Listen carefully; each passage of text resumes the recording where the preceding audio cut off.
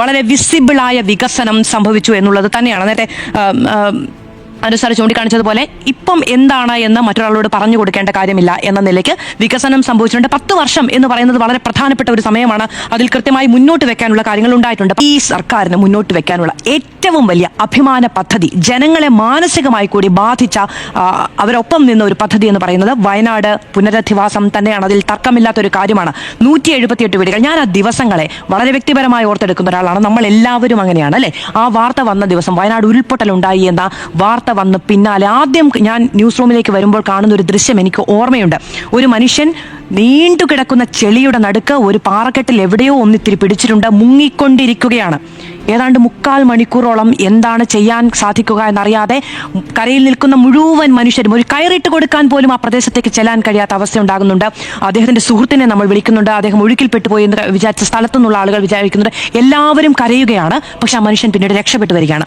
ഒരു വലിയ മനസ്സോടുകൂടി നമ്മൾ നമ്മുടെ വേദനയായി ഏറ്റെടുത്ത ആ വലിയ വേദനയ്ക്ക് കേരളം പരിഹാരം കണ്ടിരിക്കുന്നു എന്ന ഒരൊറ്റ കാര്യം മുന്നോട്ട് വെച്ചാൽ മതി സർക്കാരിന് ഒരു തെരഞ്ഞെടുപ്പിനെ അഭിമുഖീകരിക്കാൻ. കോൺഗ്രസിന്റെ വീട് എവിടെ എന്ന് ചോദിച്ചിട്ടുണ്ടെങ്കിൽ അതിന് മറുപടിയില്ല. പണവുമായി ബന്ധപ്പെട്ട കഴിഞ്ഞ ദിവസങ്ങളിൽ ഡിവൈഎഫ്ഐ തങ്ങൾ പിരിച്ച് 20 കോടിയുടെ കണക്ക് മുന്നോട്ട് വെക്കുന്നു, കോൺഗ്രസിന്റെ കണക്ക് ചോദിക്കുന്നു.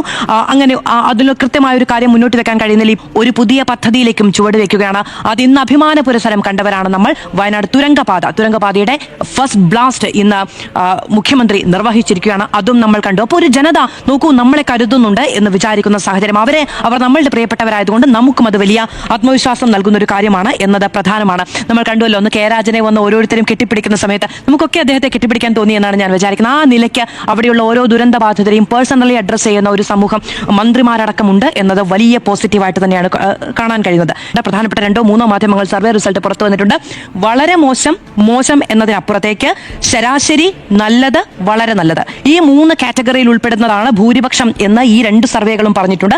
അതും സർക്കാരിന് വലിയ ആത്മവിശ്വാസം നൽകുന്ന ഒരു കാര്യമാണ്. ഈ പ്രളയം ഉണ്ടായതിനു ശേഷം ഫേസ്ബുക്കിലും സമൂഹ മാധ്യമങ്ങളിലും ഒക്കെ വലിയ തോതിൽ ഷെയർ ചെയ്യപ്പെട്ട ഒരു ചിത്രം പിണറായി വിജയൻ ഒരു ജലാശയത്തിൽ നിന്ന് കേരളത്തെ കൈപിടിച്ചു കൊണ്ടുവരുന്ന ഒരു ചിത്രമാണ്. ഞാനടക്കം എന്റെ സമൂഹ മാധ്യമങ്ങളിൽ, എനിക്ക് ആ ഒരു പാർട്ടിയോടും യാതൊരു തരത്തിലുള്ള അനുഭാവമുള്ള ഒരാളല്ല. എന്റെ ഫേസ്ബുക്ക് പേജിൽ ഞാൻ പങ്കുവെച്ച ഒരു ചിത്രമാണത്. ആ നിലയ്ക്ക് മുന്നോട്ട് കൊണ്ടുപോകാൻ ഒരു സംവിധാനം ഇവിടെ പ്രവർത്തിക്കുന്നുണ്ട് എന്ന് ബോധിപ്പിക്കാൻ കഴിഞ്ഞ ആത്മവിശ്വാസം CPM-ന് എന്തായാലും ഉണ്ട്. പക്ഷേ അതിനെ കൗണ്ടർ ചെയ്യാൻ ഇത്തരം ആരോപണങ്ങൾ എന്നതിനപ്പുറത്ത് പോസിറ്റീവ് പൊളിറ്റിക്സ് മുന്നോട്ട് വെച്ച് എത്രത്തോളം പോകാൻ കഴിഞ്ഞിട്ടുണ്ടെന്ന് എനിക്കറിയില്ല. ഈ അവസാന സമയത്തും ആ സ്ട്രാറ്റജി എത്രത്തോളം ഫലവത്തായി മുന്നോട്ട് കൊണ്ടുപോകാൻ പ്രതിപക്ഷത്തിന് സാധിച്ചിട്ടുണ്ടെന്ന കാര്യത്തിൽ എനിക്ക് സംശയവുമുണ്ട്.